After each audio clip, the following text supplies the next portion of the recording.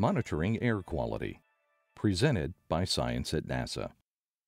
Air quality is a global issue. Currents of air waft gaseous and particulate pollutants from region to region, country to country, and even continent to continent. Emissions from human activities, sunlight, weather, pollution from far away, wildfires, and wind-blown dust can all affect air quality, and it can change from day to day or even hour to hour. Addressing this global issue requires a global effort, and that effort is in the works. The United States, South Korea, and the European Union will each launch geostationary satellite missions from 2018 to 2022 that will become part of a global air quality monitoring system, including other satellites, ground networks, air quality models, and airborne sampling. Geostationary satellites stay in place over a single location on the Earth, allowing instruments on board to collect data continuously throughout the day to monitor the ever-changing state of the air over that part of the globe. In May 2016, NASA and the Korean National Institute for Environmental Research began a precursor mission to prepare for this unprecedented global air quality monitoring system. The Korea-United States Air Quality Study, or KORUS-AQ, is assessing air quality across South Korea using observations from aircraft, ground sites, ships, and satellites. KORUS-AQ is one of several field experiments going on this year that will be monitoring the health of our planet. James Crawford of NASA's Langley Research Center says KORUS-AQ is helping scientists understand the factors that affect air quality, how surface emissions, atmospheric transport, and chemical transformations interact, and how they're changing over time. KORUS-AQ prepares us to take advantage of the upcoming global system by exercising all of the observational perspectives, integrating the data, and using them to test our models of air quality.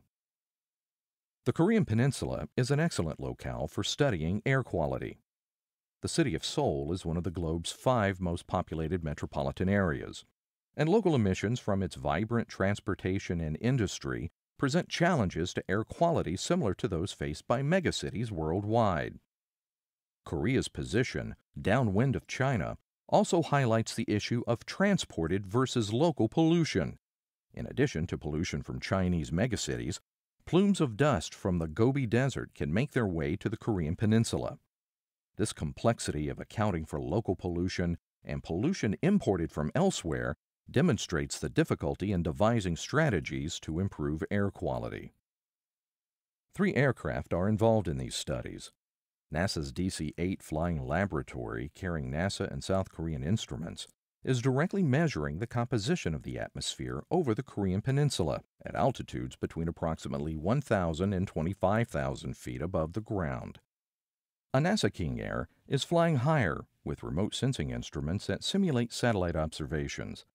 South Korea is flying its own King Air, which carries South Korean and NASA sensors to directly measure the atmosphere in areas the larger, less nimble DC-8 can't access. In addition, Korean scientists are collecting data from their ground-based air quality monitoring network consisting of more than 300 stations. They are also hosting NASA instruments at some of the ground sites. Together, the South Korean and U.S. researchers are planning and coordinating the flights. They are jointly providing air quality forecasting from an array of model simulations. The KORUS-AQ data will provide an important test of these models and their ability to accurately forecast air quality conditions. Improving the models is extremely important, explains Crawford. Confidence in our ability to simulate current air quality allows us to take the next step and predict how air quality would respond to future emission scenarios. Testing how various policies to regulate polluting emissions would improve air quality enables responsible decision-making. People around the world will benefit from this team effort.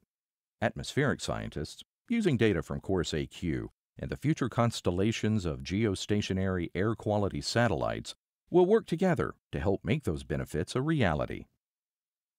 For everyone who breathes the air, more fresh science news may be found at science.nasa.gov.